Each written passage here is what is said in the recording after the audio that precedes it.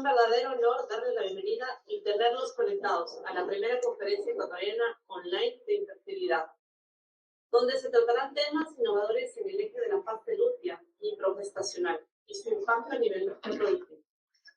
Es importante informarles que al final de la conferencia se publicará un formulario para que una vez llenado correctamente, ustedes puedan disponer el certificado de asistencia.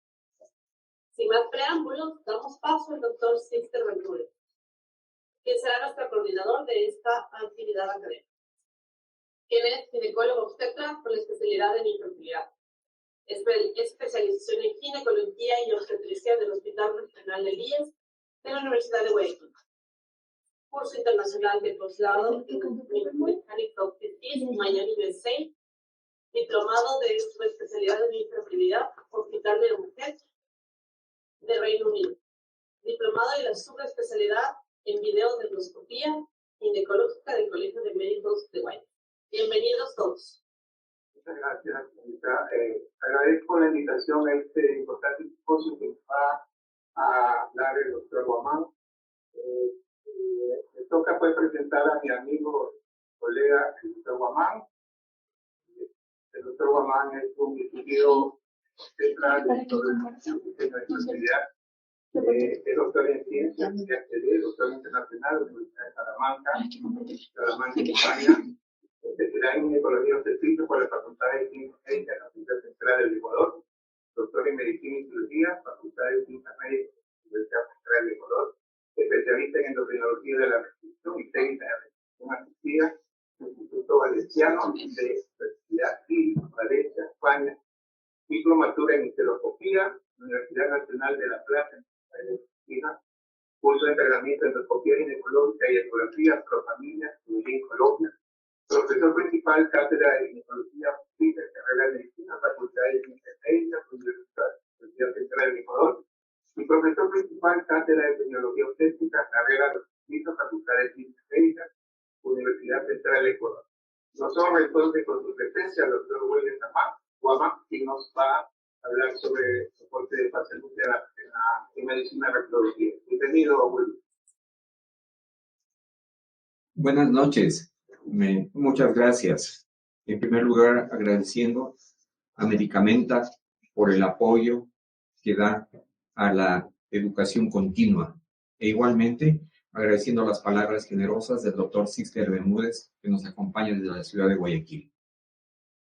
Vamos a hablar sobre la fase lútea o progestacional y su impacto a nivel reproductivo. Nosotros conocemos que la fase lútea es un periodo de tiempo muy importante en el ciclo de reproducción de la mujer y naturalmente que es motivo de estudio y análisis. No tengo ningún conflicto de interés con relación al contenido de esta charla. El objetivo es comprender el papel biológico de la progesterona en la reproducción humana, conocer los diferentes tipos de progesterona existentes en el mercado, tanto como la dosis, vía de administración y alternativas de suplementación para el soporte de fase lútea.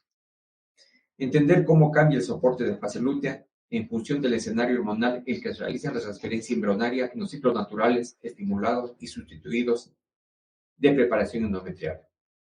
Personalizar la administración de progesterona en la fase lútea en función de las necesidades de cada paciente en los casos de déficit de progesterona.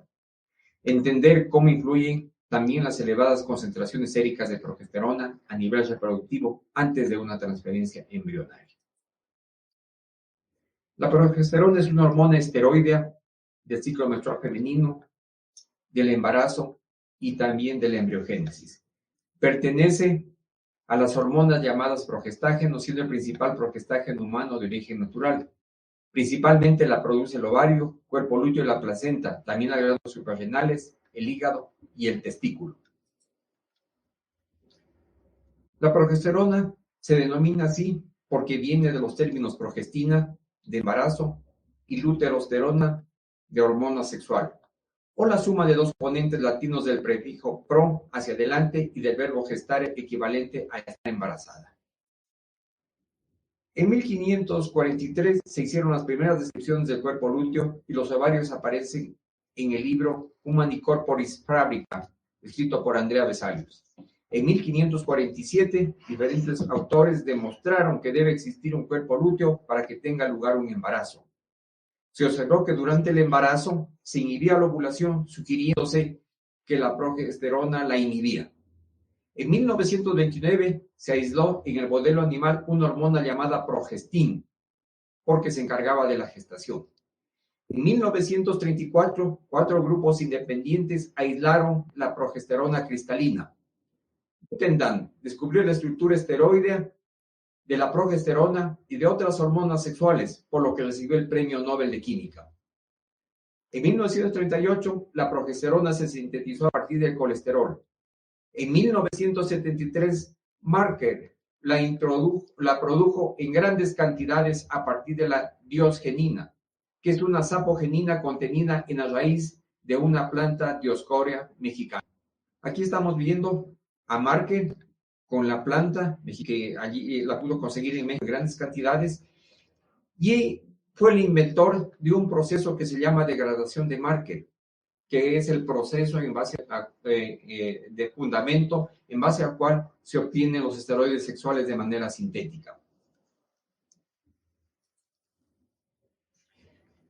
¿Cómo se clasifican los progestágenos? La progesterona natural y sus derivados y la progesterona sintética y sus derivados. Dentro de los sintéticos tenemos los estructuralmente relacionados con la progesterona. Y los derivados de la 17-hidroxiprogesterona se dividen en acetilados y no acetilados.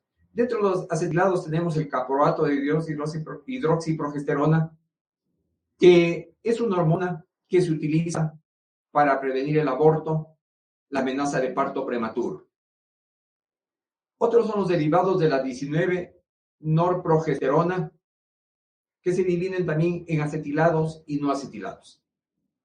Y los relacionados con la testosterona se dividen en etinilados y no etinilados. Dentro de los no etinilados, algunos importantes que son de mucho uso en ginecología, el dienges y la drosperinona. La progesterona se produce en el ovario bajo la estimulación de la LH, 2 días antes de la ovulación aproximadamente. La LH actúa en los folículos y el cuerpo amarillo a través del receptor de membrana, produciendo un incremento del AMP cíclico a nivel intracelular.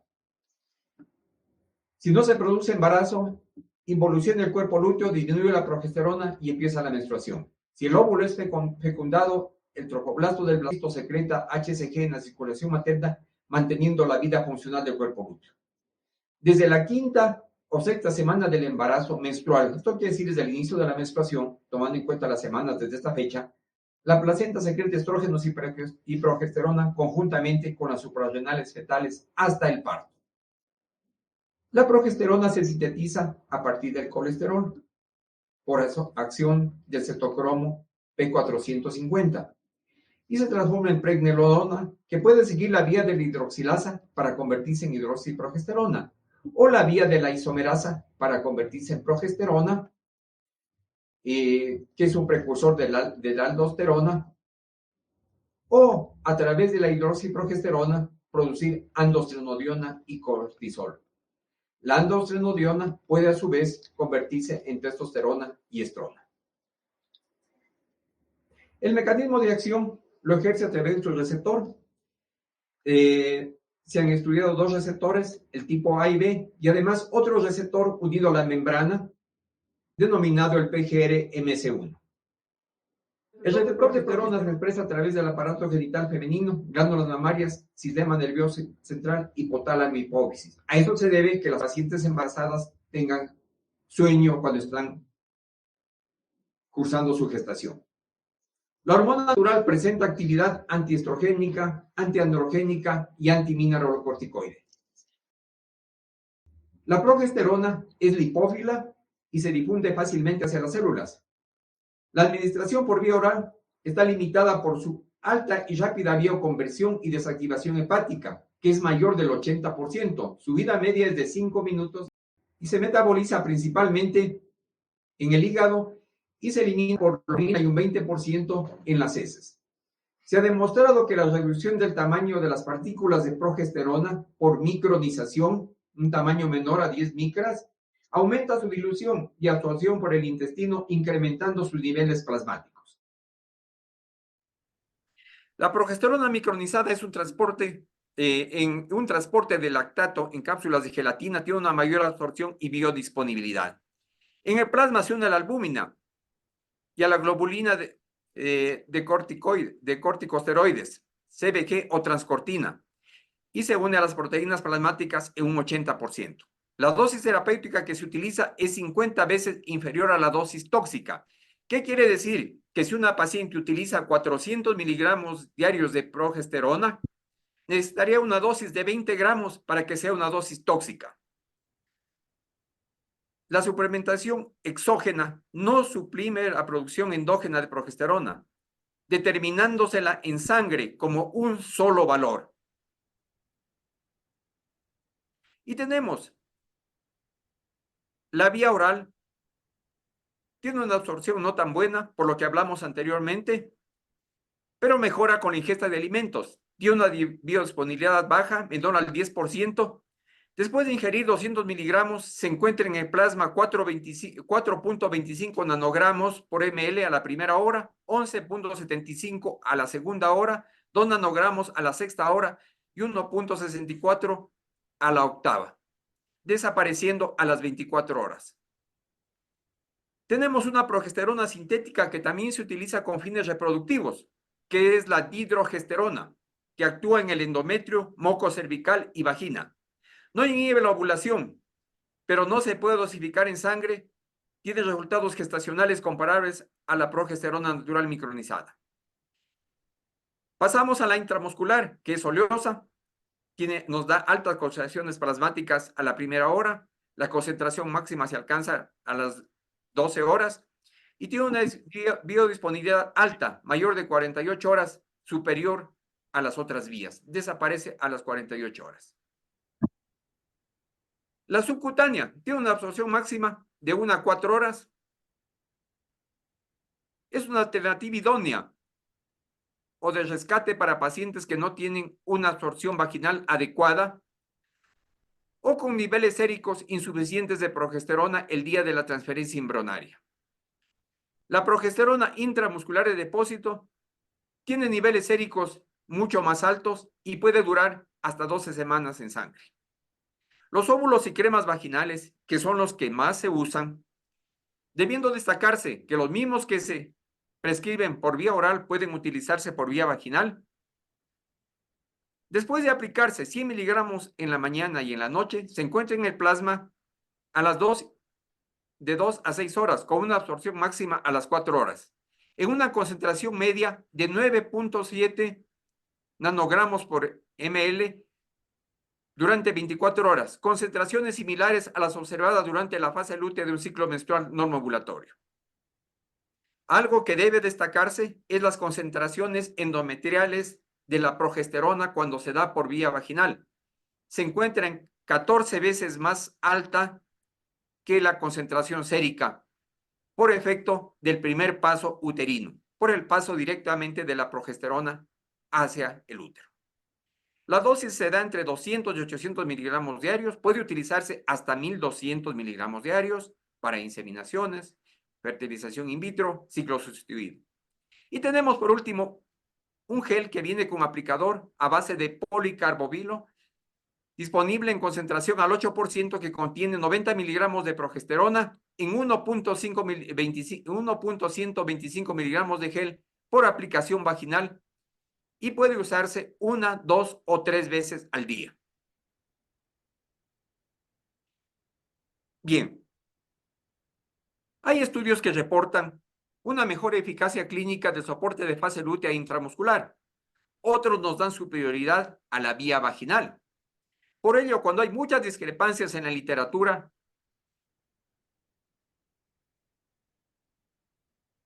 es posible que ambas vías sean comparables, o sea, la vaginal y la intramuscular, por lo que R y Cochrane establecen que ambas tienen resultados comparables. Se debe personalizar nuestra prescripción y saber adecuarla para cada paciente.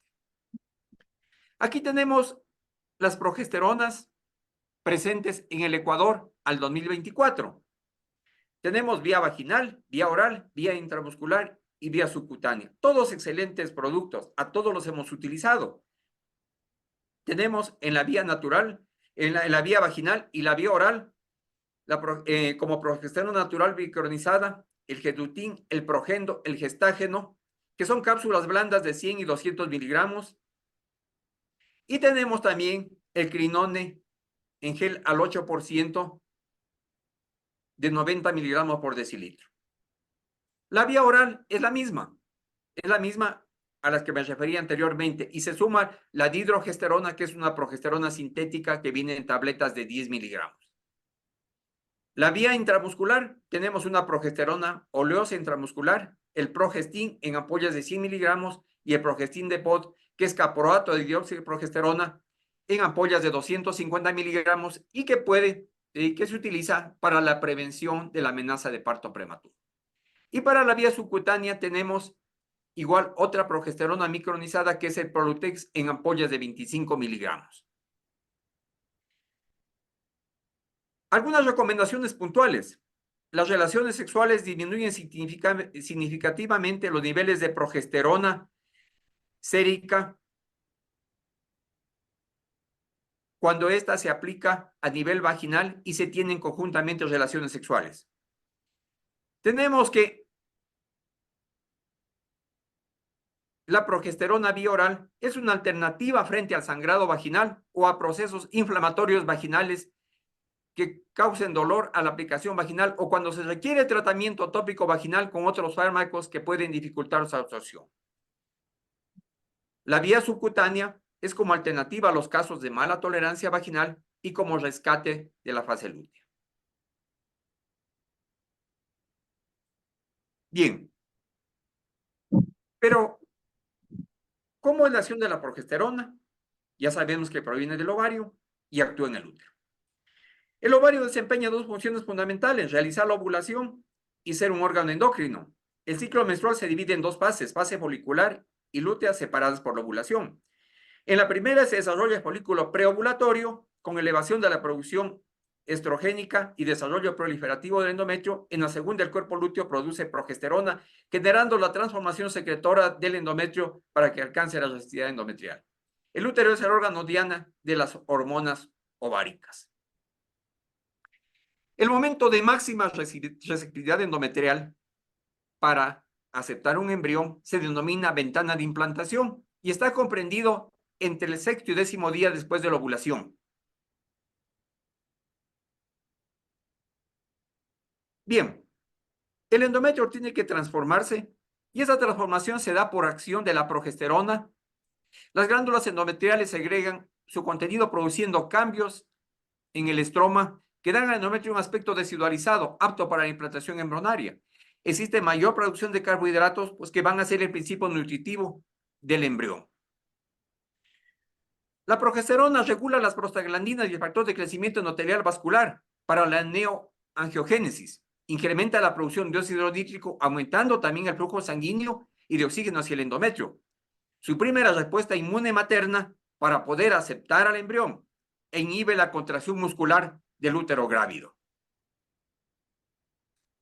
Nosotros estamos observando que tenemos las dos fases del ciclo, la fase progestacional con edema endometrial, con aumento de las glándulas, aumento de la vascularización y la producción de carbohidratos.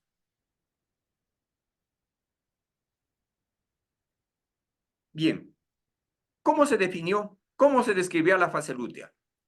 Georgiana Seagar Jones describió por primera vez la insuficiencia del cuerpo lúteo como causa de esterilidad y aumento de las tasas de abortos.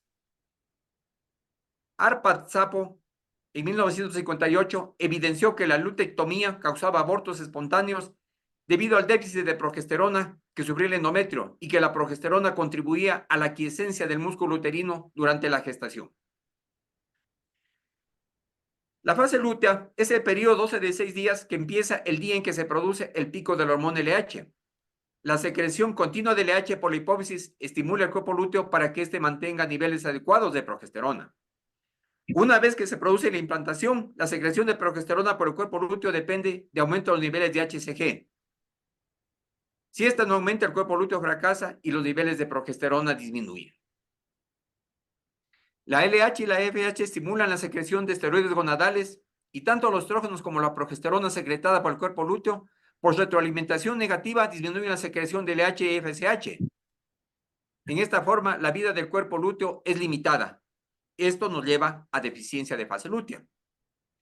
La deficiencia de fase lútea se refiere a una duración de la segunda fase del ciclo menor a 11 días, con niveles de progesterona menor a 10 nanogramos por mililitro desde el pico del LH hasta el inicio de la próxima menstruación. Puede haber una producción insuficiente de progesterona, comprendida entre 6 y 8 nanogramos por ml, si nosotros decimos que el umbral adecuado es de 10 nanogramos por mililitro, pese a tener una duración adecuada. Igualmente, puede haber una resistencia intrínseca al endometrio a la acción de la progesterona. Los niveles de progesterona alcanzan un pico máximo a los 6 y 8 días después de la ovulación. Este defecto de fase lútea puede deberse a endometriosis, hipotiroidismo, por aumento en la liberación de TRH y que va a producir en definitiva liberación de prolactina lactotropa, o por hiperprolactinemia sola, por acción de los receptores neuronales de prolactina a nivel de GnRH, o por aumento de dopamina y de opiáceos endógenos. Esto es lo más frecuente, pero para el resto de defectos luteínicos de la paciente infértil asintomática, que es la que normalmente manejamos en el consultorio y que va a llegar y que va a llegar con un problema no diagnosticado de aborto o de amenaza de aborto, lo mejor es iniciar el tratamiento sustitutivo con progesterona, lo que nos lleva a hablar de suplementación de fase lútea. Bien, pero ¿cómo evaluamos la fase lútea? Naturalmente, empezando por la anamnesis sobre la fórmula menstrual y sangrados intermenstruales, determinando si es factible el pico ovulatorio de LH en orina, realizando una progesterona sérica en los días 20 a 22 del ciclo. Actualmente ya no utilizamos la biopsia de endometrio para determinar si ha habido una acción progestágena sobre este. Un valor de 3 nanogramos por ml de progesterona ya nos indica ovulación. Sin embargo, el umbral adecuado de referencia es mayor a 10 nanogramos por mililitro. No existe una concentración mínima de progesterona que defina una condición lútea de infertilidad. Se ha identificado una ventana óptima de la concentración de progesterona en fase lútea, comprendida entre 9 y 17 nanogramos por mililitro, existiendo déficit de fase lútea cuando los niveles de progesterona sérica son menores a 10 nanogramos por mililitro o la suma de 3 determinaciones casuales es menor a 30 nanogramos por mililitro. A lo largo de un día en un ciclo natural, las derivaciones de progesterona pueden fluctuar hasta 8 veces en 90 minutos. Por lo tanto, la determinación de progesterona en cierta medida es imprecisa. ¿Cómo también vamos a evaluar la acción de la progesterona sobre el endometrio y por ende cómo está la fase lútea de un ciclo natural o de un ciclo artificial en una paciente? Tenemos un endometrio grado A, trilaminar receptivo, que es hiperecogénico. Vemos 3 líneas hiperecogénicas. Este endometrio se encuentra desde 6 días antes de la ovulación y es el endometrio ideal para la transferencia embrionaria. Un endometrio grado B en el cual ya existe una acción inicial de la progesterona, todavía es irregular, no es hiperecogénico totalmente, y grado C, un endometrio secretor tardío, el cual es ya totalmente hiperecogénico. Efectos de la deficiencia de fase lútea. Se asocia a infertilidad y su infertilidad, pérdida de embarazo, aborto a repetición, ciclos menstruales cortos, manchado premenstrual. También se ha diagnosticado en ciclos aleatorios en mujeres que menstruan normalmente, sin que sea patológico. Lo que no está claro es si la función luteal normal es una causa independiente del fallo de implantación o de la pérdida temprana de embarazos en ciclos naturales. Se han propuesto múltiples pruebas diagnósticas, bioquímicas e histológicas. Ninguna ha sido capaz de diferenciar en forma fiable entre mujeres fértiles e infértiles. Su diagnóstico mediante biopsia endometrial tiene la precisión de distinguir entre fase lútea temprana, media y tardía. La maduración puede diferir dependiendo de qué parte del endometrio tomemos. Histológicamente, miren ustedes, puede ser normal con valores tan bajos de progesterona como de 2.5 nanogramos por mililitro, pero la expresión génica normal para permitir la implantación embrionaria requiere de un umbral entre 8 y 18 nanogramos por mililitro. La microscopía electrónica también nos ha ayudado a conocer el endometrio, ya que la implantación está asociada con receptores de esteroides, las proteínas estructurales, los factores de crecimiento, las citocinas y los pinópodos, que son proyecciones citoplasmáticas en forma de dedo de guante que emanan de las células endometriales para favorecer la adhesión del embrión.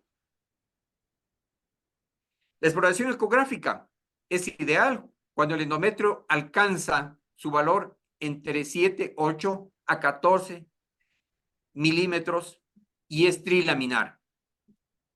También lo podemos estudiar a través del test de receptividad endometrial ERA, que combina la transcriptómica de la biopsia endometrial con algoritmos de inteligencia artificial para objetivar la datación endometrial y que incluye un estudio de 268 genes relacionados con la implantación.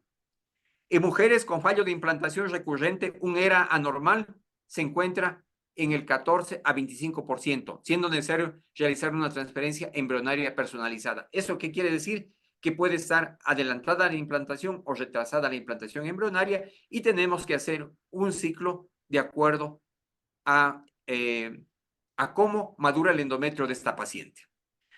Una prueba también reciente, útil para las pacientes con endometriosis, es una prueba diagnóstica receptiva de sobreexpresión que se llama BCL6 y que nos da un pronóstico de los resultados de fertilización in vitro en la mujer con endometriosis, o a su vez nos sugiere primero realizarle un tratamiento clínico o un tratamiento quirúrgico.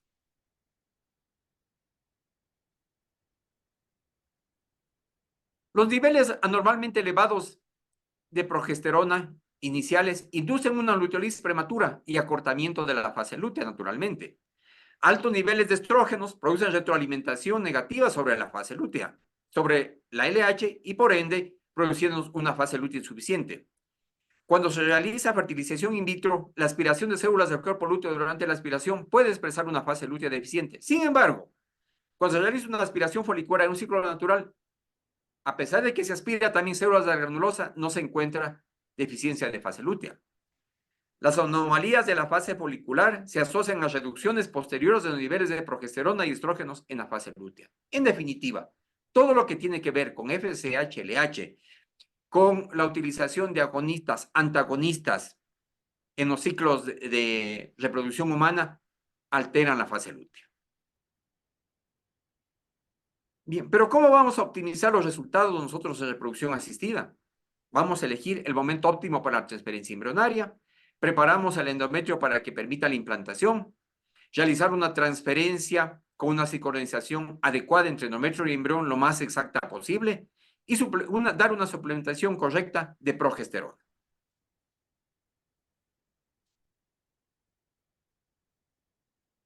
Pero también tenemos que tener presente que así como la progesterona es benéfica cuando esté en un valor bajo, también nos da malos resultados de embarazo cuando está alta, antes de que empiece a preparar el endometrio.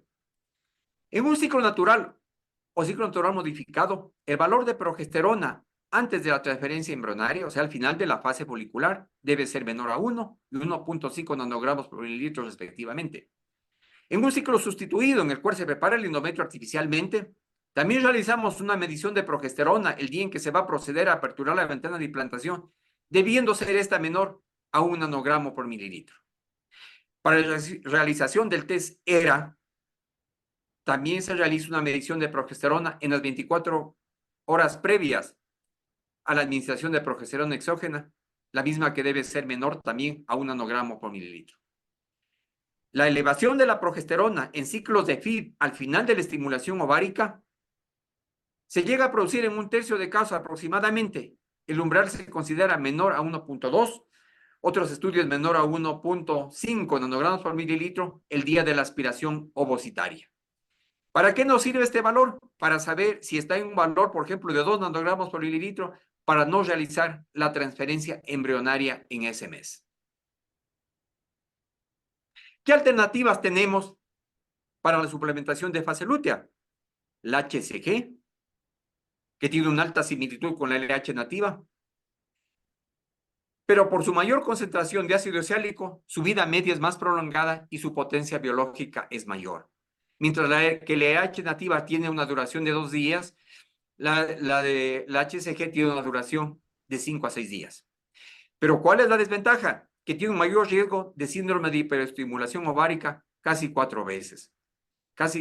Por lo tanto, naturalmente, al haber la posibilidad de producir un síndrome de hiperestimulación ovárica, su utilización es limitada en determinados casos. La utilización del HCG se la utiliza en forma de pequeños bolos que se dan para mejorar la fase lútea. Otros son los agonistas de GnRH, como la triptorelina, la goserelina, leuprolide, que simulan la liberación de FSH, pero sobre todo de LH, lo cual naturalmente nos va a mejorar la fase lútea. Y actualmente se está estudiando la hormona luteinizante, que ha demostrado que no tiene diferencias en la suplementación de LH sola o acompañada de progesterona, ya que en los dos casos se consigue niveles de progesterona por encima de 10 nanogramos por ml.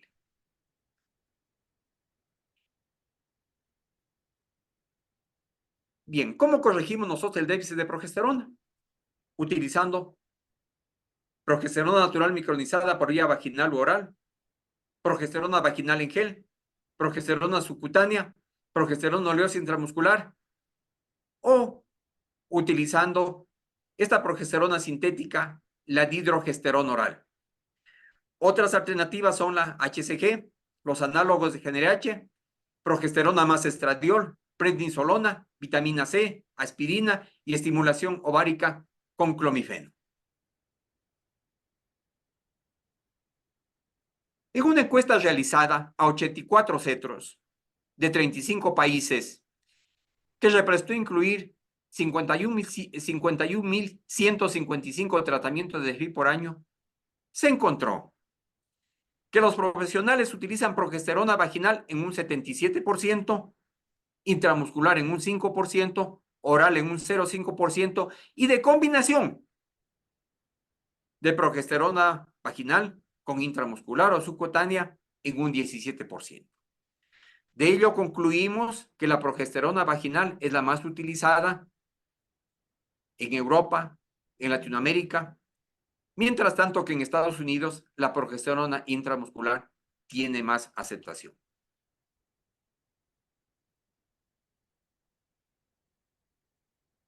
¿Por qué es tan importante el soporte de fase lútea? Porque la fase lútea en ciclos estimulados es deficiente por el desarrollo folicular múltiple y se forman numerosos cuerpos lúteos, existiendo concentraciones suprafisiológicas de estradiol y progesterona que bloquean la secreción de LH importante para la producción de progesterona. Los ciclos de transferencia de embriones vitrificados y ciclos sustituidos no tienen aporte hormonal endógeno. Todo lo damos nosotros farmacológicamente. Un 37% de los ciclos naturales puros y artificiales tienen déficit de progesterona lútea. Por lo tanto, es importante la determinación de progesterona en sangre en las pacientes en tratamientos de reproducción asistida.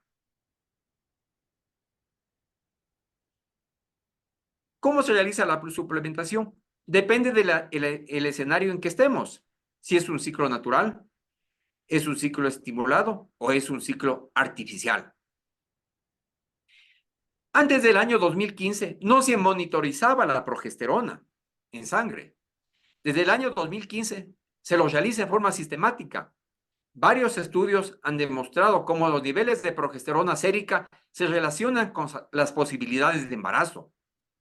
Las necesidades de progesterona varían de acuerdo con los diferentes tipos de ciclos, natural o estimulado, en los que hay producción de progesterona endógena. En el natural, naturalmente, el ciclo avanza normalmente. En el estimulado, estamos dando exógenamente FSH y LH y el cuerpo va a producir progesterona. Los folículos van a producir progesterona. En los ciclos artificiales, como su nombre lo indica, son artificiales totalmente. Nosotros damos estrógenos y progesterona que van a actuar en el endometrio de la paciente. Entonces, naturalmente, no existe cuerpo lúteo. En el ciclo natural, para comprobar que no existe un escape ovulatorio con elevación temprana de la progesterona, se recomienda medir la progesterona en la fase folicular tardía, dependiendo de estar en valores menores a 1 nanogramo por mililitro. En el ciclo natural modificado, también lo estudiamos y tenemos que tener valores menores a 1.5 nanogramos por mililitro en la fase folicular tardía. Esto es muy importante porque podemos transferir un embrión y ya está el endometrio empezando a desidualizarse.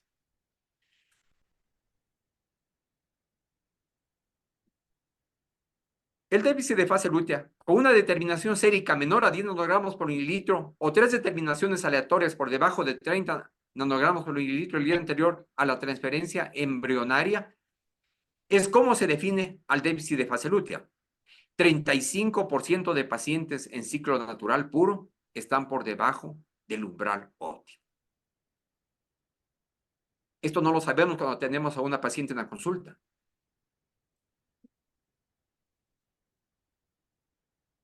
Por ello se plantea clásicamente la necesidad o no de hacer soporte de fase lútea con progesterona exógena en pacientes sometidas a un ciclo natural para transferencia embrionaria, a la cual la mayoría de profesionales que trabajamos en reproducción respondemos que sí utilizamos suplementación con progesterona en estos ciclos naturales. Y aquí estamos observando qué tan importante es la suplementación con progesterona. En un ciclo natural puro, nosotros tenemos que las tasas de recién nacido vivo con suplementación de progesterona son de un 30%. Sin suplementación de progesterona, de un 20%. En el ciclo natural modificado, en el cual utilizamos HCG para desencadenar la ovulación, tenemos tasas de recién nacido vivo con suplementación de progesterona, 37.2%, y sin suplementación de progesterona, 24.1%. En el ciclo estimulado, hay muchos cuerpos lúteos, dan la función ovárica y se produce una leotólisis precoz, postpunción. 7 días postpunción, la progesterona cae bruscamente. El nivel óptimo de progesterona en el ciclo estimulado es un valor alto, entre 25 y 30 nanogramos por mililitro. Es fundamental el soporte de fase lútea en estas pacientes. En el ciclo estimulado debemos medir el valor de progesterona el día de la aplicación del HCG y esta debe ser menor a 1.2 o menor a 1.5 nanogramos por mililitro de acuerdo al tipo de paciente. Existen estudios que nos dan un valor que debe ser menor a 1.2 y otro menor a 1.5 nanogramos por mililitro. Si tenemos valores más altos, por ejemplo, de 2 nanogramos por mililitro, no vamos a realizar la transferencia embrionaria en ese ciclo. El soporte de fase lútea puede iniciarse el día de la expiración ovocitaria o al día siguiente en el ciclo estimulado, cuando vamos a transferir embriones en ese mismo ciclo. Y aquí tenemos el ciclo estimulado, cómo se prepara. Empezamos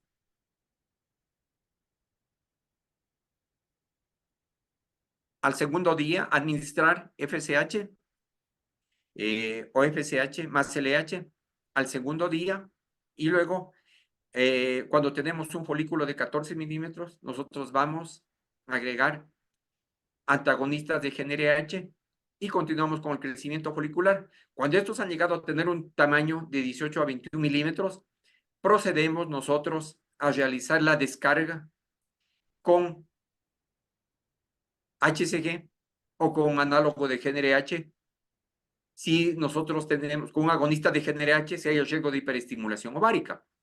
Y tenemos de aquí ya vamos a continuar, pues, ¿no es cierto? Ya con la suplementación de progesterona, naturalmente, y a realizar posteriormente la transferencia embrionaria.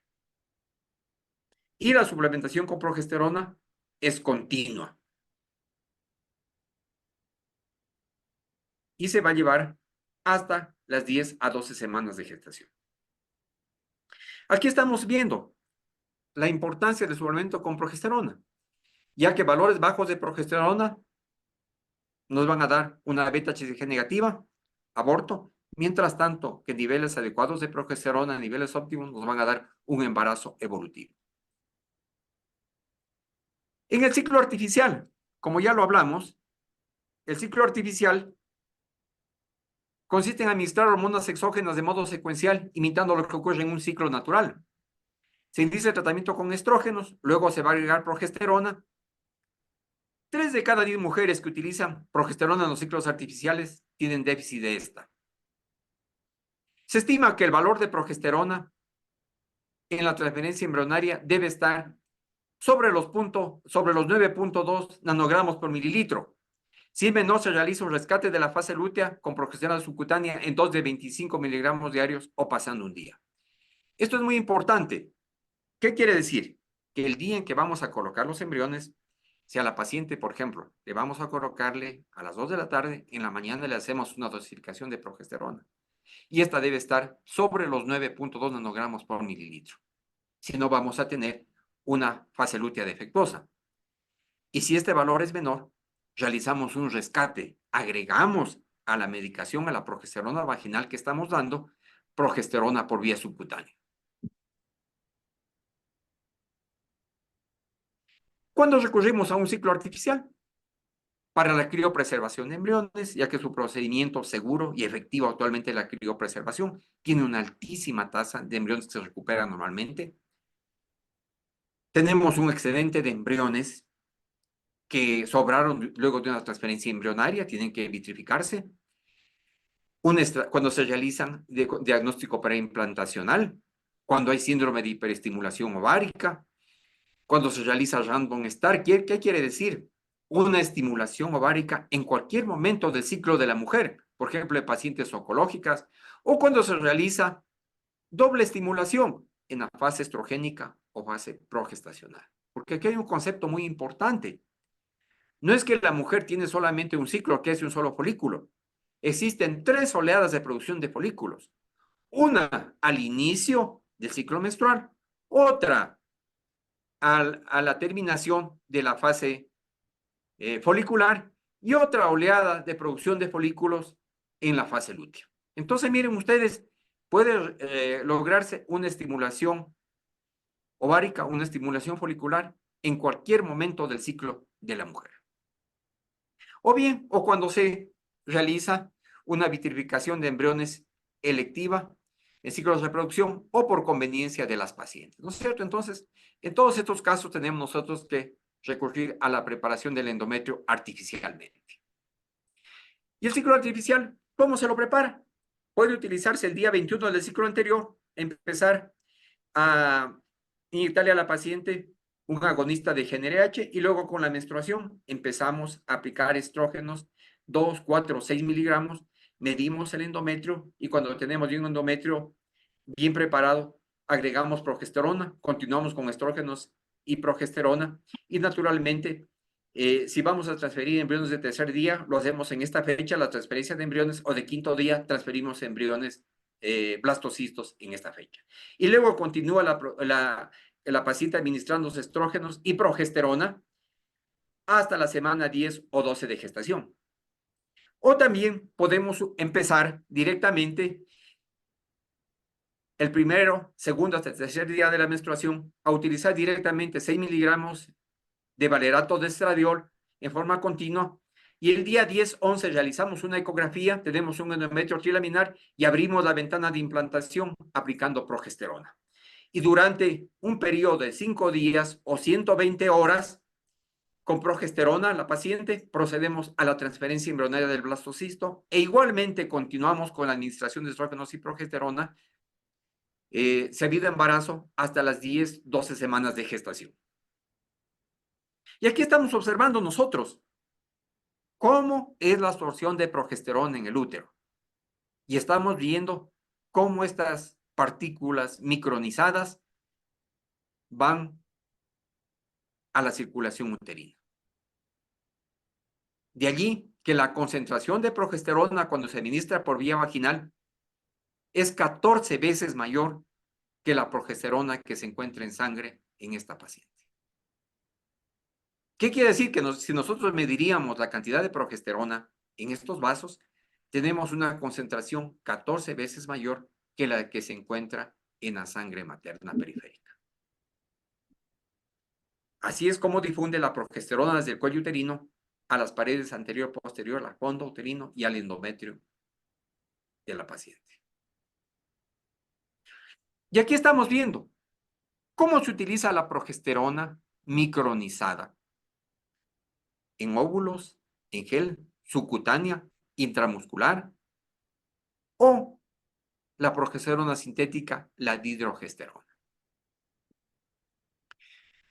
Estas son las progesteronas con las que nosotros trabajamos. Todas son naturales. La única sintética es la dihidrogesterona. En el ciclo natural vamos a utilizar de 200 a 400 miligramos. En el ciclo, el gel de progesterona, 90 miligramos. La subcutánea, 25 miligramos. La intramuscular, 50. La dihidrogesterona, 20 miligramos diarios. En el ciclo estimulado, necesitamos más medicación de 400 a 800 miligramos de la progesterona vía vaginal. El gel, 90 a 180 miligramos, 25 miligramos diarios de la subcutánea, 50 miligramos de la intramuscular y la sintética, 30 miligramos diarios. En el ciclo artificial, las dosis son mayores, de 600, 800, 1000 hasta 1200 miligramos. La progesterona micronizada en dosis de 180 a 240 miligramos. En la subcutánea, en el ciclo artificial, 25 miligramos o más diariamente. La intramuscular en dosis de 50, 100 miligramos.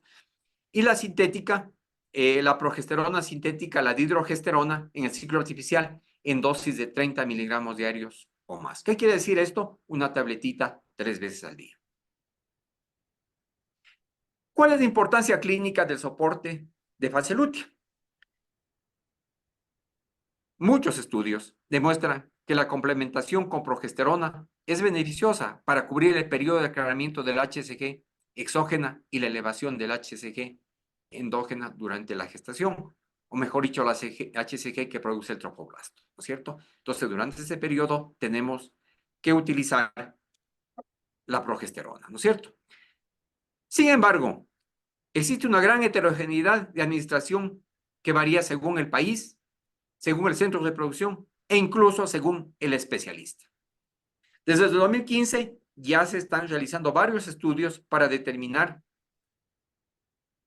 cuál sería la dosis óptima de progesterona que podría estar incluyendo en los tratamientos de reproducción humana favorablemente. El soporte de fase lútea puede darse hasta que se observe el latido embrionario o hasta las 10 o 12 semanas de gestación. En esto existe una variedad de criterios de estudios, unos que debe darse más u otros menos tiempo. Normalmente en nuestros países siempre lo utilizamos hasta las 10, 12 semanas de gestación. A pesar de que nosotros sabemos que el cambio lúteo-placentario se da en forma progresiva desde la 5ª a 9ª semana de gestación y que la placenta ya que empieza a formarse va a producir estrógenos y progesterona. Lo que sí está muy claro es que si hay un daño del cuerpo lúteo por una cirugía, por ejemplo, tuvo que extirparse el ovario, por un quiste ovárico, un quiste torcido, un cuerpo lúteo que con el ovario se torsionaron. Cuando esta lutectomía se da a las 7 semanas de gestación, hasta las 7 semanas de gestación, se pierde el embarazo. Después de las 7 semanas en adelante, ya hay mayor posibilidades de que este no se pierda. Claro, naturalmente, porque ya hay el cambio lúteo-placentario que se da de la 5ª a 9ª semana y ya la placenta va a producir esta hormona. ¿Y cuáles son los resultados en estudios prospectivos que se han hecho? En esto vamos a recurrir a los estudios de la doctora Labarta de Livi Valencia, en la cual ella realizó en el año 2017 un estudio en 211 pacientes sometidas a donación de óvulos y se vio que con valores de progesterona menor a 9.2 nanogramos con mililitro y sin suplementación, ¿sí? La tasa de embarazo era de 32.7%, mientras tanto que cuando se realizaba la suplementación teníamos una posibilidad de embarazo mayor a 52.8%. Luego se hizo un estudio más amplio en 1.155 pacientes con embriones propios y de donación y se vio que la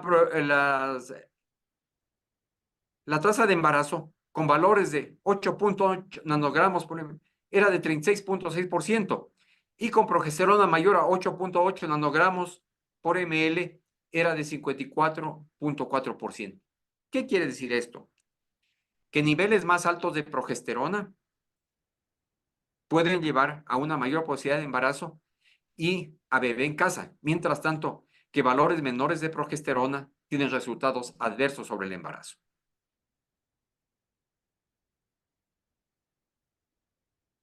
Y aquí tenemos nosotros, en pacientes infratratadas, ¿qué quiere decir? En pacientes que el día en que se realizaba la transferencia embrionaria, las determinaciones de progesterona eran menores a 9.2 nanogramos por ml.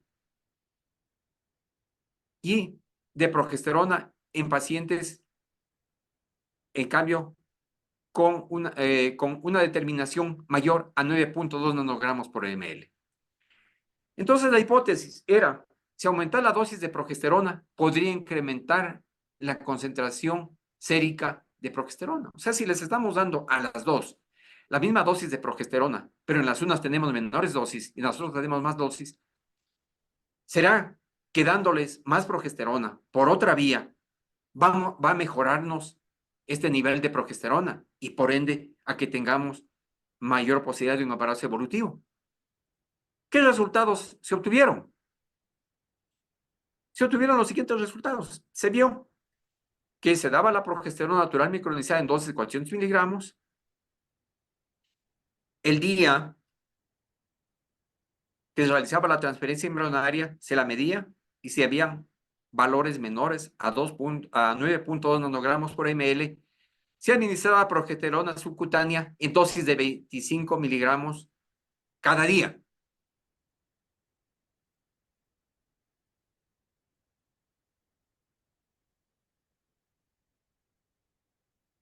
Y se encontró, ¿qué se encontró?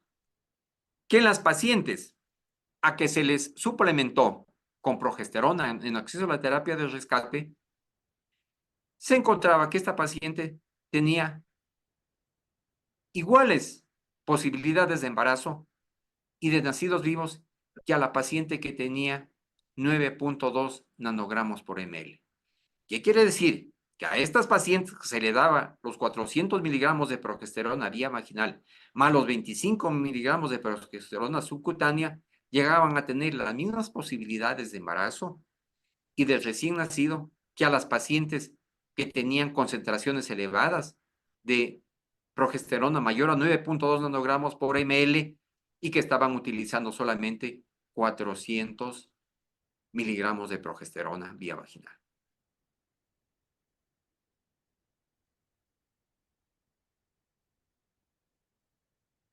¿Cuál es la importancia clínica de soporte de fase lútea en términos prácticos en reproducción humana? Tenemos tres tipos de ciclos: ciclo natural, ciclo estimulado para fertilización in vitro y ciclo artificial para fertilización in vitro. Y entonces, ¿qué estamos viendo nosotros? Que en el ciclo natural puede requerirse o no la suplementación con progesterona natural micronizada. Generalmente lo hacemos cuando transferimos embriones del ciclo natural. Es una manera de asegurar un embarazo. En un ciclo estimulado para fertilización in vitro, la concentración de progesterona debe ser mayor a 25 nanogramos por ml. En el ciclo natural debe ser entre 9.4 y 10 nanogramos por ml. Las concentraciones de progesterona, tanto en el ciclo natural como en el ciclo artificial, tienen valores casi similares. Aquí tenemos producción de progesterona endógena. Acá no tenemos producción de progesterona endógena. Toda la progesterona la estamos dando nosotros. Acá la paciente la produce y también le suplementamos nosotros. Los valores de progesterona son similares. Mientras tanto, que en la paciente que se somete a un ciclo estimulado y que tiene muchos cuerpos lúteos, los niveles de progesterona deben ser mayores a 25 nanogramos por ml. Y en esta paciente, en ciclo estimulado y en el ciclo artificial, van a requerir siempre suplemento de progesterona micronizada. Dicho de otra manera, en términos prácticos de reproducción, siempre suplementamos con fase lútea a los 3 tipos de pacientes. Como conclusiones, la deficiencia de fase lútea es un diagnóstico clínico y puede presentarse con una fase lútea menor a 11 días. Puede ser también con una fase lútea que sea normal entre 2 y 16 días, pero que las concentraciones de progesterona sean menores, o que haya estos dos factores combinados, o en su defecto, que haya una resistencia del endometrio a la acción de la progesterona. 1 de cada 3 mujeres presentan niveles inadecuados de progesterona, tanto en el ciclo natural puro como en el ciclo artificial. No sabemos cuál paciente nos va a presentar este déficit y por lo tanto siempre nos adelantamos a tener una complicación. La suplementación en fase lútea aumenta las tasas de gestación y de nacido vivo, reduciendo el riesgo de aborto precoz. El soporte de fase lútea es esencial en las tasas de éxito de fertilización in vitro, por lo que la personalización de la fase lútea, según el tipo de protocolo, debe ser parte de nuestro manejo. Esto hace referencia a lo que expliqué últimamente. La progesterona natural micronizada vaginal es la vía de elección para la prevención o tratamiento del déficit de fase lútea. Ya habíamos dicho que en Europa y en Latinoamérica se utiliza más por vía vaginal y que en Estados Unidos se utiliza más la vía intramuscular. En la práctica clínica, la suplementación con progesterona debe continuar hasta las 10 o 12 semanas, con un acápite de que en la última semana vamos reduciendo progresivamente la cantidad de progesterona y de estrógenos que está utilizando la paciente exógenamente. Porque se entiende, si hablábamos que el cambio lúteo placentario se da entre las 5 y 9 semanas de gestación, a las 10 o 12 semanas ya tenemos una placenta formada que se va a encargar de mantener el embarazo con la producción de concentraciones adecuadas de estrógenos y de progesterona.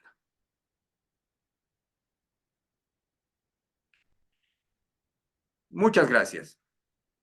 Estoy atento a si existiera alguna pregunta, alguna observación, a poder responder.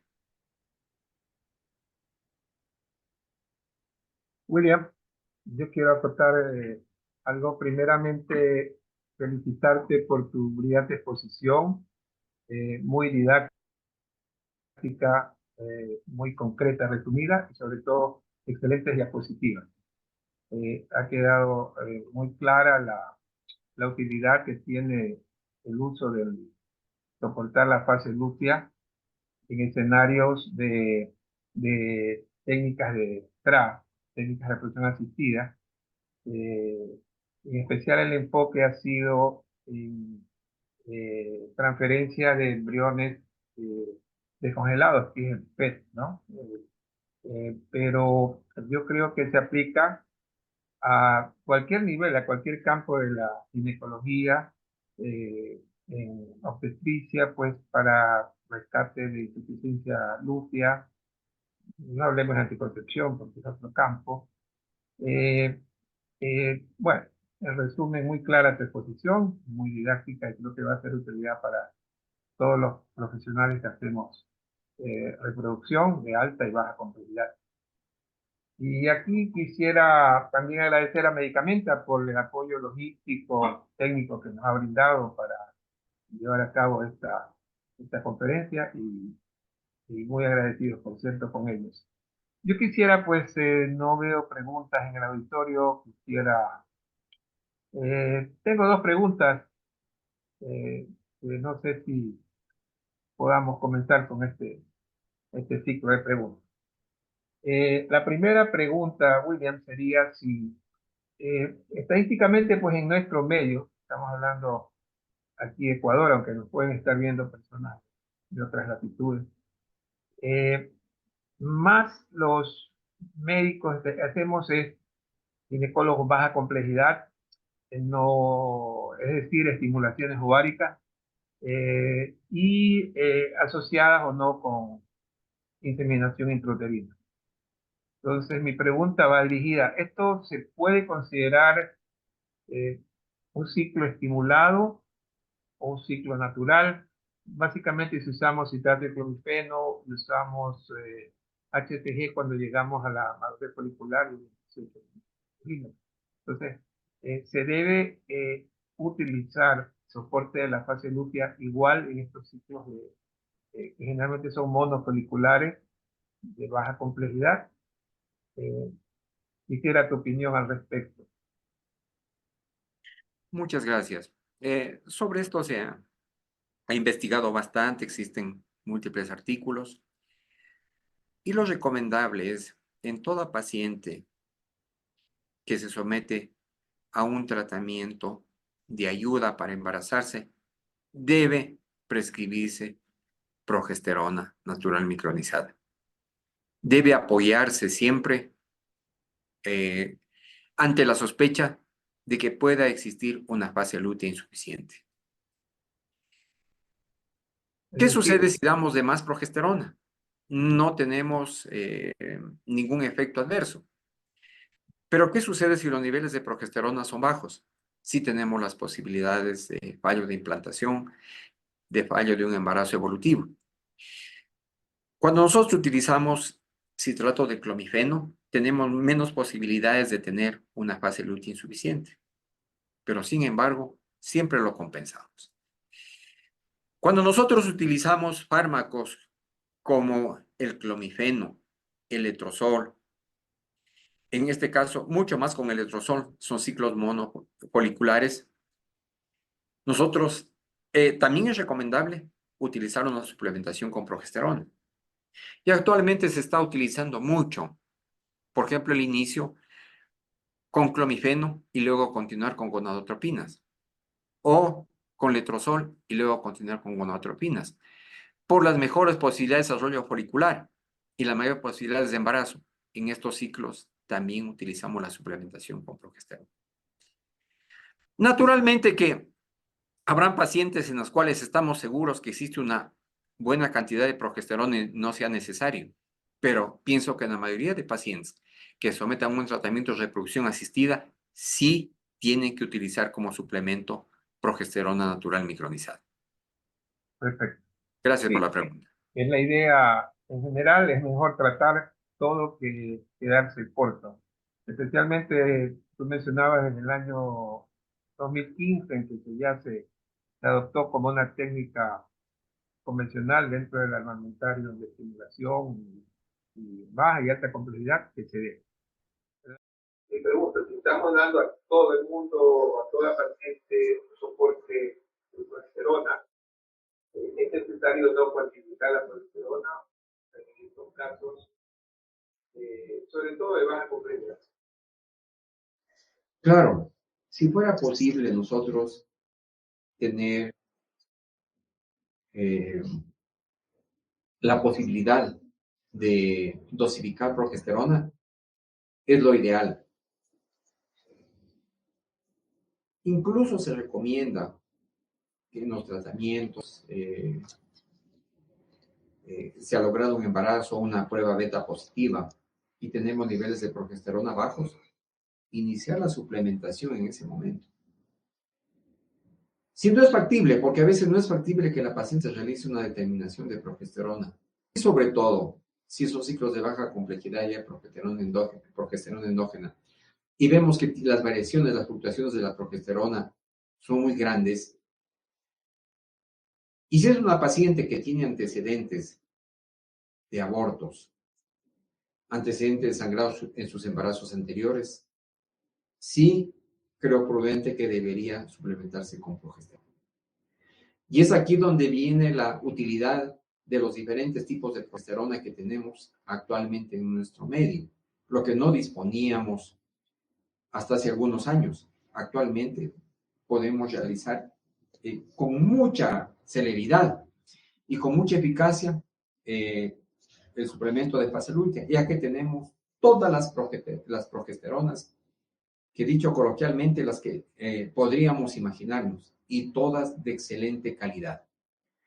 Entonces creo que en ese plano en el país somos bastante competentes para poder tratar este déficit. Y más que todo, que necesitaríamos una dosis de 20 gramos diarios para que sea este fármaco sea tóxico.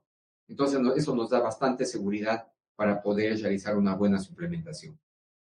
Gracias. Sí. La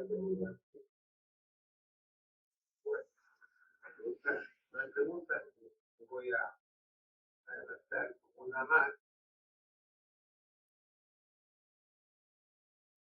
Aquí hay una pregunta que dice, doctor, ¿cuál es el cero de utilidad de progesterona en embarazo múltiple? Voy a ejecutar esta pregunta. ¿Los criterios de la utilidad de progesterona en embarazo? Claro, igualmente. Nosotros en un embarazo múltiple, ¿qué vamos a tener? Podemos tener una placenta unicorial, bicorial, ¿no es cierto? Y generalmente la placenta va a ser más grande. La producción de hormonas va a ser mayor. Pero desde luego y naturalmente, si nosotros en un inicio tenemos alguna complicación, porque a veces nosotros en los embarazos múltiples tenemos problemas, y a veces, y en los embarazos en general tenemos problemas, y a veces tenemos unos sangrados, pero estrepitosos. Y cuando hacemos el eco, nos encontramos que el embrión está vivo. Y otras pacientes que sangran poquito y el embrión ya no progresa. Entonces, naturalmente, y tenemos embarazos múltiples en los cuales vemos dos sacos gestacionales y que después queda uno solo. Entonces existen una cantidad de situaciones al inicio.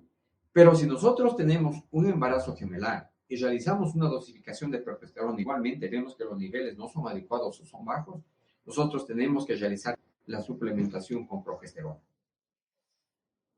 Tal vez pensaríamos algo, tenemos que utilizar una doble dosis,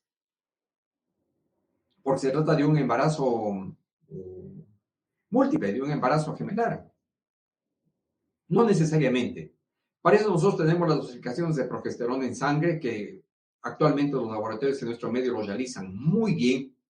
Dan incluso las tablas y nosotros tenemos que estamos en valores, nos dan valores hasta 60, con valores de 30, 40, tenemos realmente una buena progresión del embarazo. Entonces yo pienso que en el embarazo múltiple también podemos dosificar. Si nosotros vemos que existe algún riesgo, también proceder a utilizar la progesterona natural micronizada.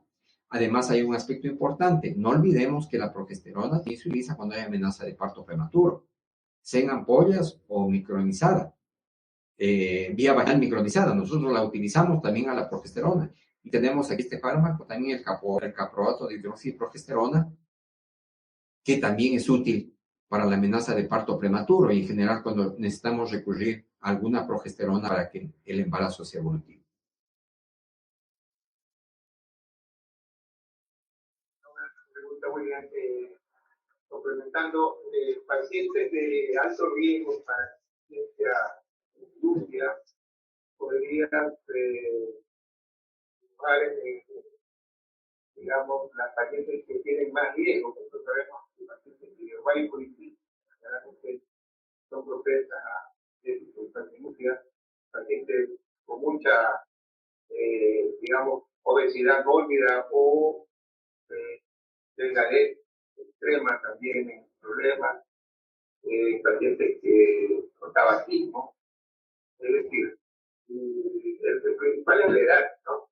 Una edad, una grávida añosa, también sería candidata obligatoria a soportarse con progesterona. ¿Qué opinas? Naturalmente, gracias. La acotación es muy pertinente y es muy importante. Pacientes con endometriosis, con ovario poliquístico, tienen óvulos de no buena calidad. En estas pacientes, además de que nos van a dar problemas en el laboratorio de FIV para llegar a tener blastocistos tipo A, nosotros tenemos que obligatoriamente suplementarlas con progesterona. En las pacientes de edad avanzada, igualmente, son las pacientes ideales para hacer un déficit de fase lútea. Digo, ideales entre comillas. Entonces, debemos suplementarlas naturalmente. En pacientes igual, que tienen un índice de masa corporal elevado, igualmente hay estudios en que estas pacientes los niveles de progesterona en sangre son menores, recomendándose la suplementación de fase lútea. E igualmente, actualmente hay estudios que van más allá y que están estudiando el microbioma vaginal y su relación con la absorción de progesterona. Entonces, cada vez tenemos más bibliografía, más investigación que nos va a ayudar a personalizar de mejor manera el tratamiento de la fase lútea deficiente. Este tema de la biosis vaginal es importante. Cuando la microflora o problemas a nivel vaginal, infecciones o los mismos la tuberculosis, interfieren en la absorción o modifican la absorción de progesterona por vía vaginal. Y hoy en día el otro, por extensión, la otra pregunta, ¿qué opinas de la vía rectal? Tiene también una excelente absorción. Y puede utilizarse también las mismas tabletas de progesterona que se utilizan vía oral y que se las coloca vía vaginal. Esas mismas pueden utilizarse vía rectal, porque la forma en que están fabricadas y la micronización que tienen permite una excelente absorción. Pero naturalmente no se las usa por la incomodidad. Yo al menos de las pacientes que he tratado, a ninguna paciente le he prescrito que se ponga vía rectal. Algún momento puede ser necesario en algún caso excepcional. Pero nosotros, disponiendo este momento de la progesterona natural micronizada que se utiliza vía vaginal o también vía oral, y disponiendo de estas progesteronas vía intramuscular y sobre todo la subcutánea, creo que tenemos todo el espectro para hacer el buen manejo de una paciente.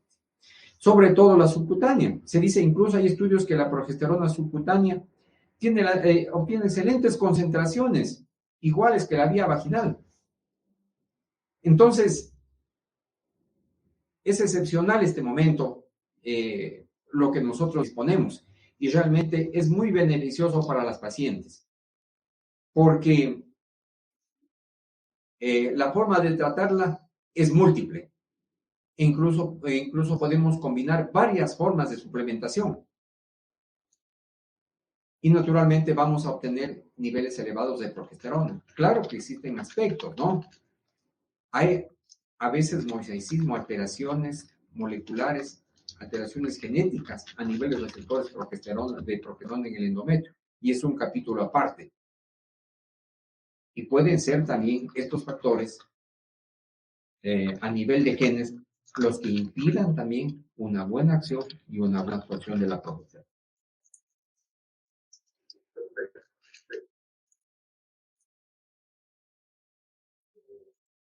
Estamos tratando en general la aplicación de la progesterona. Tú me has dicho pues, que excelente interpretación está demostrada en estudios la presencia de endometriosis, incluso la endometriosis libre, puede alterar la resistividad endometrial. Entonces, es útil los americanos en el priming, la preparación del endometrio, muchos 3 meses antes, con proyectar para que al momento de realizar una traba, la receptividad endometrial sea más adecuada.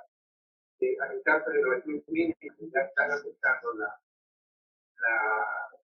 la parte de los receptores endometriales, sobre todo la inmunología. La progesterona guarda mucha relación con la inmunología, o sea, para que haya resistividad de infección hay que modificar la parte de rechazo inmunológico que la progesterona interviene.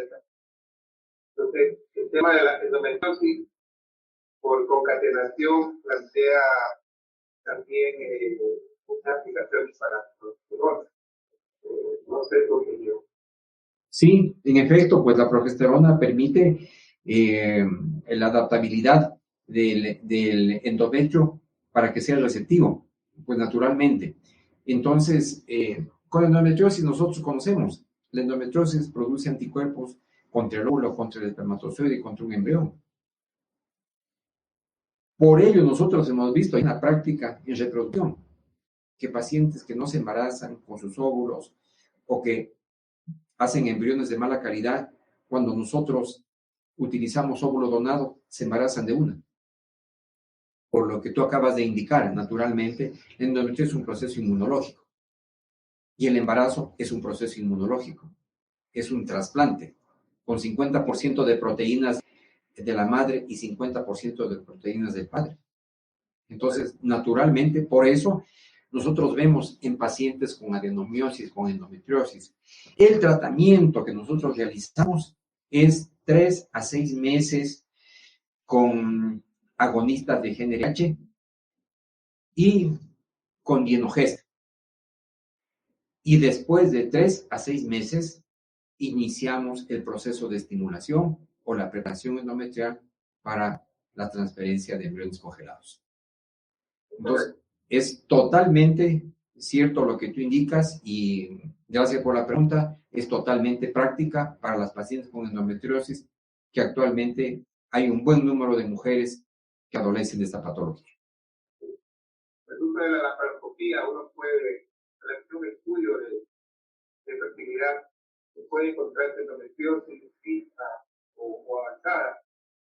Entonces, para prepararse para fertilidad tubular adecuada, para preparar el endometrio, yo también he visto que las pacientes que se someten a 3 meses previos, 3 a 6 meses, con el uso de los exámenes, que los es manejado, también he gustado mucho de los 3 con cuestiones de precio y ya igual el resultado. Monitorizando la metodología, los resultados y resultados a nivel de embarazo. No es igual cuando tú haces una técnica de reproducción, cualquiera que sea, con un endometrio ya preparado, a que lo hagas espontáneamente. No tengo estudio en la mano, pero sobre las observaciones anecdóticas sí hay mejores resultados. Y tú lo acabas de pasar. Justamente aquí hay una acotación. A veces en nuestro medio utilizamos muy bien el CA125, pero yo creo que, por ejemplo, en los pacientes en los cuales sí hablan del tema, porque naturalmente la progesterona permite la implantación embrionaria. Pero si desviamos del tema, a veces también no encontramos diagnósticos porque no los buscamos, ¿no es cierto? No buscamos. Y porque los pacientes con adenomiosis y endometriosis vemos nosotros que pidiendo unos exámenes muy puntuales, que son la interleucina 6, interleucina 8, a más del CA125 y una PCR ultrasensible, vamos a encontrar valores muy altos de la expresión de este proceso inflamatorio.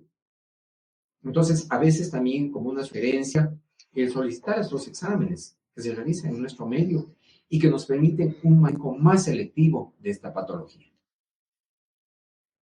Muy bien, aquí tengo otra pregunta en el auditorio. Dice, ¿en qué momento se puede iniciar el uso de progesterona posterior a una cirugía reproductiva por endometriosis? Esta es una pregunta.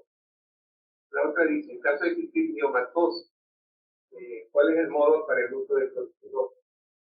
Hay dos preguntas aquí. Sí. La primera dice, el uso de progesterona posterior a una cirugía por endometriosis.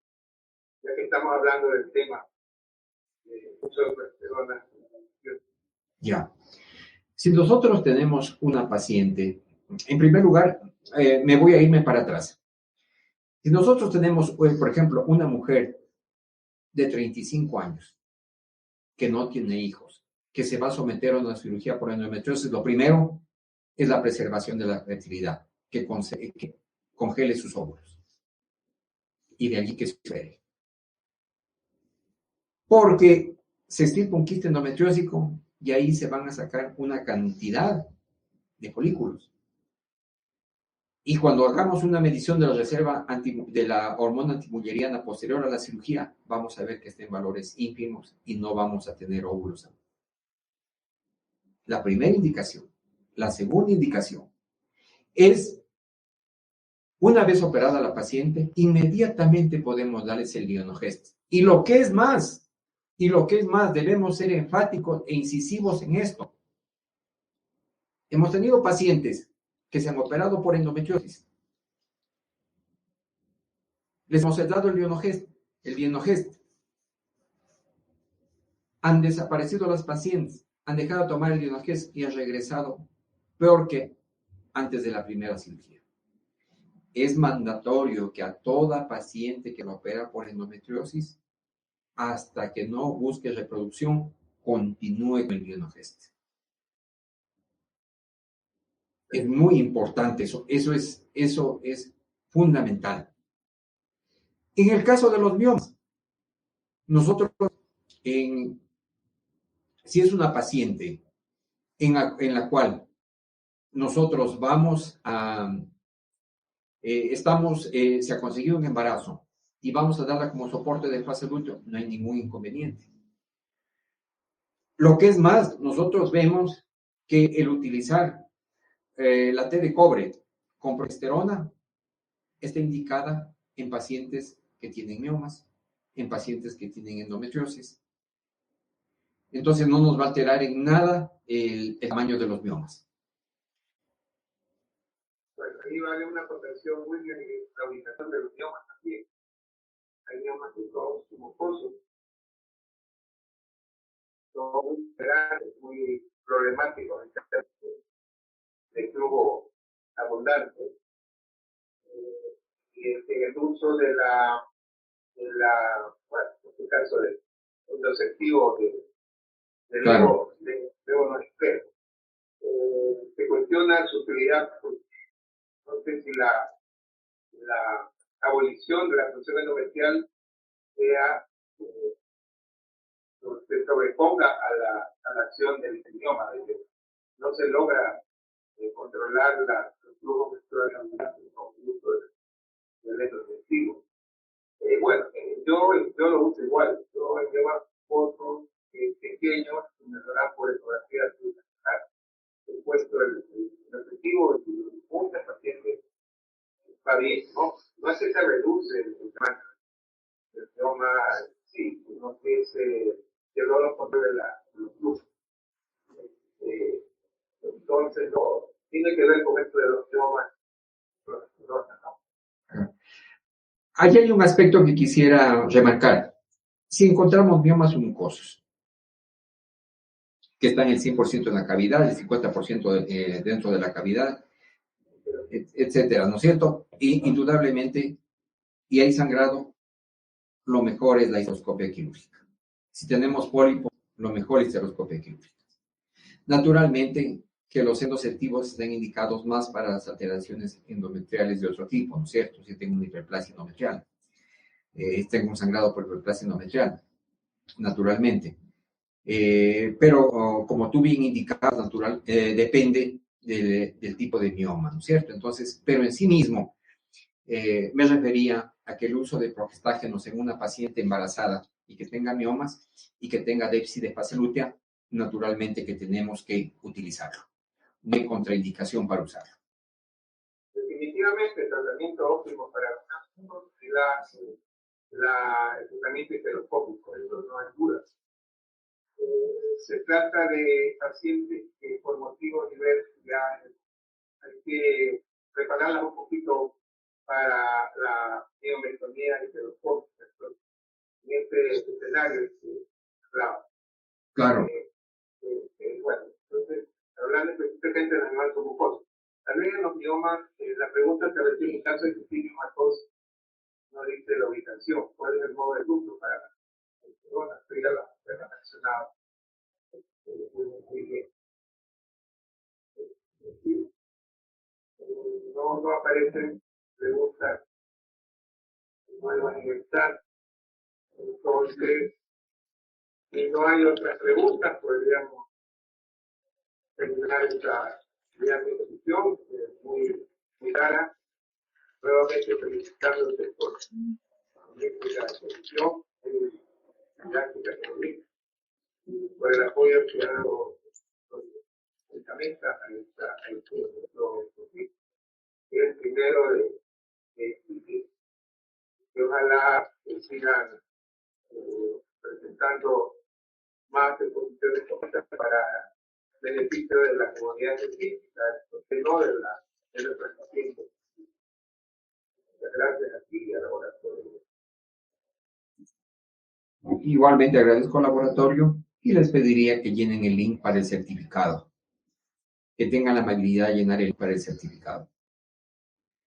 Muchas gracias, Sister, por tu coordinación, que ha sido muy importante, muy bien llevada, y también un agradecimiento, un abrazo muy fuerte a Medicamenta, que ya es por segunda oportunidad que nos ha apoyado en este tipo de eventos. Muchas gracias a todos. Buenas noches.